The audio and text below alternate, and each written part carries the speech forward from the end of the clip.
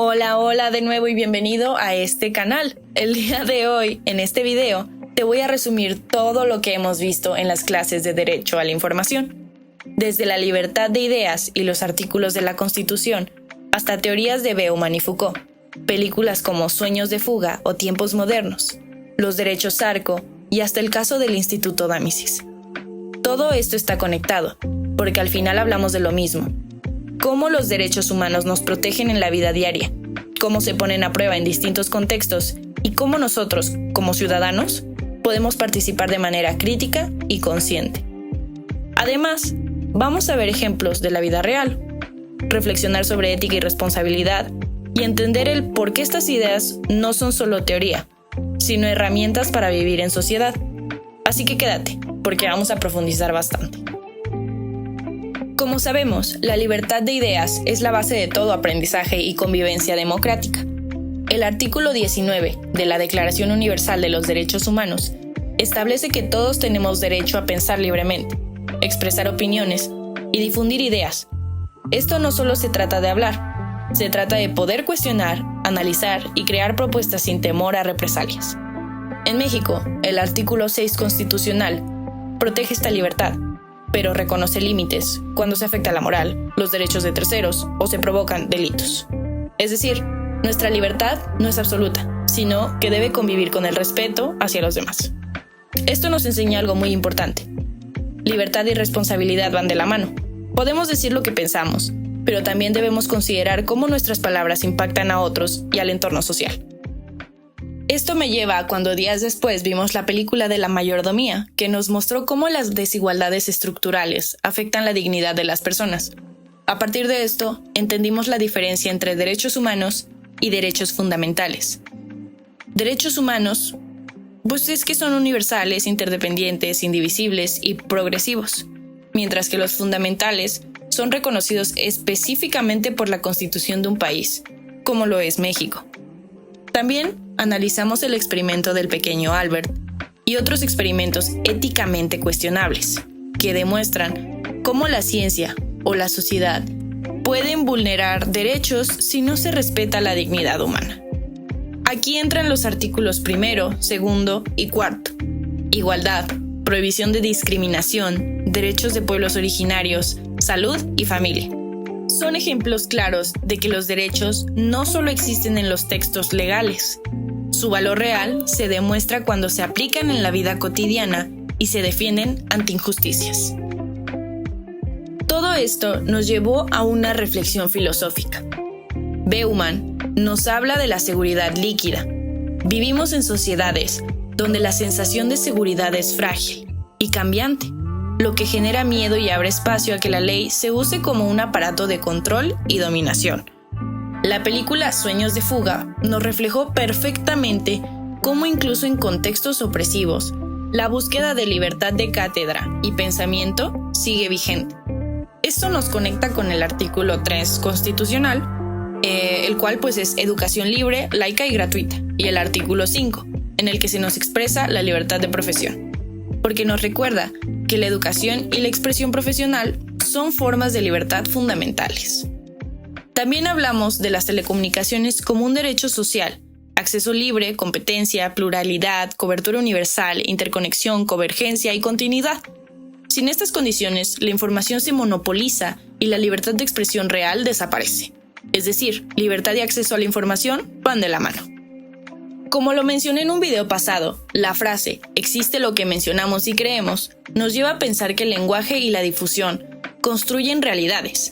La película Tiempos modernos de Chaplin muestra cómo la industrialización puede limitar a la libertad y a la creatividad, pero también cómo el humor y la resistencia intelectual permiten mantener nuestra autonomía. De ahí surgen 3 preguntas clave. ¿Qué voy a difundir? ¿Para qué? ¿Y cómo? Difundir información no es solo comunicar, es un acto de poder que puede influir en otros y en la sociedad. Como por ejemplo, tenemos a Adrián Marcelo, conocido por su estilo provocador, generó controversia en el reality show La Casa de los Famosos México, con comentarios como «una mujer menos para maltratar», tras la salida de una concursante. Estas palabras fueron interpretadas como una expresión de violencia de género, lo que llevó a su salida del programa y al retiro de patrocinadores como Unilever. Este incidente subraya la necesidad de reflexionar sobre las implicaciones de nuestras palabras y acciones en los medios. La difusión de comentarios que perpetúan estereotipos o violencia pueden tener consecuencias reales, afectando la percepción del público y la reputación personal. Al considerar la difusión de información, es esencial hacernos esas mismas 3 preguntas, ya que, al saber qué voy a difundir, es crucial evaluar el contenido antes de compartirlo.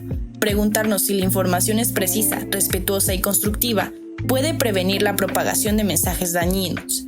En el punto 2, que es ¿para qué lo difundo?, hay que reflexionar sobre nuestras intenciones al compartir información, ya que eso nos ayudará a evitar la difusión por impulso o con fines sensacionalistas. Buscamos informar, entretener o provocar e influir. También, ¿cómo lo difundo? El medio y el tono con el que compartimos información son tan importantes como el contenido mismo. Utilizar plataformas adecuadas y un lenguaje apropiado puede garantizar que el mensaje llegue de manera efectiva y respetuosa. Las lecciones que nos podemos llevar del caso de Adrián Marcelo, pues podría ser que el incidente, en este caso, con el mismo personaje, destaca la responsabilidad que conlleva la difusión de información en plataformas públicas. Aunque su estilo provocador es parte de su marco personal, es fundamental reconocer el impacto que sus palabras pueden tener en la sociedad. Las reacciones del público y las acciones de los patrocinadores reflejan un creciente rechazo hacia los contenidos que promueven la violencia o la discriminación. En este caso, nos invita a cuestionar cómo nuestras palabras y acciones en los medios pueden contribuir a la construcción de una sociedad más respetuosa y consciente. La reflexión sobre qué, para qué y cómo difundimos es esencial para fomentar una comunicación ética y responsable.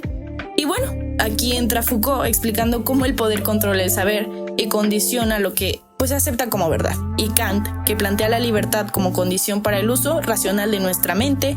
Y bueno, esto en conjunto nos enseña que la difusión responsable requiere conciencia del contexto, del tiempo y del espacio en que vivimos. Más adelante, analizamos el interés público, que son decisiones o acciones que benefician a toda la sociedad, como campañas de salud o protección ante emergencias. La seguridad nacional puede justificar ciertos límites a la privacidad, pero siempre debe regirse por la ley y proteger la dignidad humana. Aquí aparecieron los famosos derechos ARCO: acceso, rectificación, cancelación y oposición, que permiten a cada persona proteger su información personal y controlar cómo se utiliza. El artículo 6 señala que la información es pública, pero protege la vida privada, mientras que el artículo 90 organiza cómo la administración pública maneja esos datos. Todo esto muestra que privacidad y bien común están en constante negociación y que la ciudadanía debe estar informada y consciente de sus derechos. En la última clase reflexionamos sobre el caso de Axel, del Instituto Dámisis. Nos permitió ver cómo los derechos se ponen a prueba en la práctica, ya que un menor de 12 años fue investigado por un crimen y surgió un debate sobre la responsabilidad de los medios. ¿Respetaron la identidad y privacidad del menor? Este ejemplo conecta con todo lo anterior: libertad de expresión de los medios versus derecho a la privacidad del menor. Interés público en las noticias contra derecho a la dignidad y seguridad del niño. Derechos ARCO para proteger la información personal sensible. Y bueno, en un caso real es que se muestra que la teoría de los derechos humanos no es abstracta. Se enfrenta a dilemas éticos y legales y sociales constantemente. Al final, todas las clases están conectadas. Libertad, derechos humanos, privacidad, responsabilidad, poder y ética forman un solo hilo conductor. Desde Kant y Foucault, pasando por películas que critican sistemas opresivos, hasta casos reales como el niño del Dámisis. Todo nos recuerda que la libertad siempre se equilibra con la responsabilidad y que la dignidad humana debe ser el centro de nuestras decisiones. Este parcial no solo nos permite memorizar artículos, sino pensar, reflexionar y relacionar los conceptos con la realidad. La información, la privacidad y la libertad son herramientas que debemos usar con conciencia para participar activamente en la sociedad. Así que, si recuerdas un solo mensaje de todo esto, es que los derechos existen para protegernos, pero también depende de nuestra participación y de cómo los aplicamos en la vida real. Bueno, ya para concluir, quiero hacer esta evaluación hacia el profesor, hacia el doctor Román. Quiero destacar que, pues la verdad, disfruto mucho sus clases porque nos da la libertad para compartir nuestros puntos de vista y eso hace que el aprendizaje pues se sienta más dinámico y propio. Y bueno, a pesar de que yo soy una persona muy introvertida, me inspira la confianza suficiente para participar y es algo que pues valoro la verdad mucho. También me parece muy positivo que siempre pues, sea amable y respetuoso con las opiniones de los demás, porque para mí genera un ambiente seguro en el que pues podemos expresarnos sin miedo a eso, a equivocarnos. Además sus clases pues son interesantes porque no se enfoca únicamente en memorizar información, sino que estimula el pensamiento crítico de cada uno de nosotros, lo que nos ayuda a comprender realmente los temas y relacionarlos con nuestra vida cotidiana. Ya por último, considero que su manera de enseñar no solo transmite conocimiento, sino que también pues, nos motiva a involucrarnos más en el proceso de aprendizaje.